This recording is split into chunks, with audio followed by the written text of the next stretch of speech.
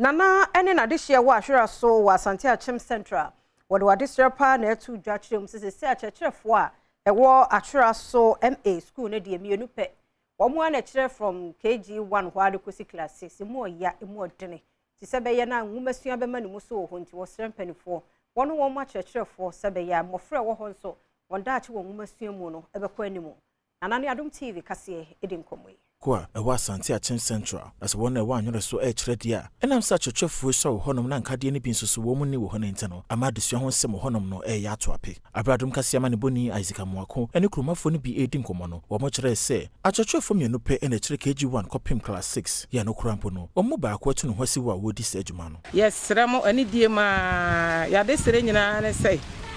enkolai omuko school ha kama a teacher fo a ye behia ama omo a kire mofre ya de na da yakoma so kase pa teachers the teachers semono ede the school dan ya see the pieces asoso no ye teachers no duru mmiri bi a 1 duru mmiri bi a 2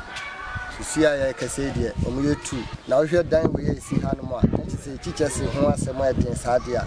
na se ya hawa ye face mo no a teachers no enu achi adesuafo ni bia wo mo enwo Anhwereso enso ka de to aso se from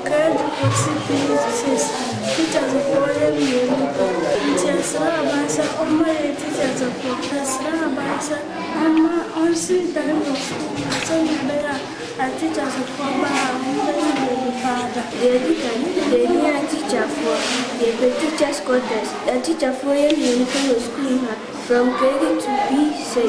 The teacher for yes, I hear feeding. Woman see no headmaster wo school no emu enso kire dia nipa dodo asese wo mu aba school no mu edo so pan ye enso kire no esua we nti wo stress aban no ebetima ye ho bibi ede ama wo let's stress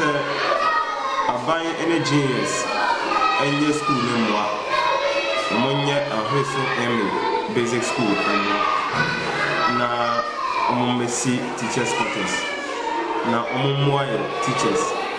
mbetimi abana adesua eko enimu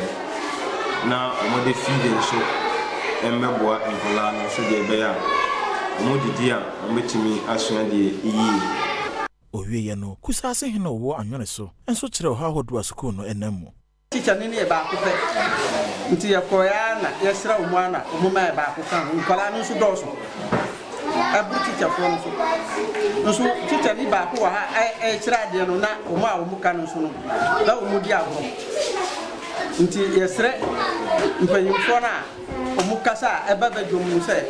omo wai se de be ya benye teacher fo krakra no opanyi ba ko ka PT no eho owura Musa Abubakar enso den sensei ene chato 10 years ni ma du eba so ya no boy ebe sisi dan mai no ebe sisi dan mai ni de na the phone ebe ko ni baba kwa na wo ma ba nya kaya na kesa wo ni baba ko eba kan ifra so doso dan be nsia best na ifra sa e ma ni ba mu ka ntini ni ye ni ma ni ye nsuo hira nta no nsuo ja no omo ti ma mba mo ti ba si gese nsuo hira gese butimi be yi no ansa na fra no nsuo ba ko from na nkra no ti ba ti ga ba no bua ya na mo si sa omo ba ye sa bi ko ma ya na nkra so ti ba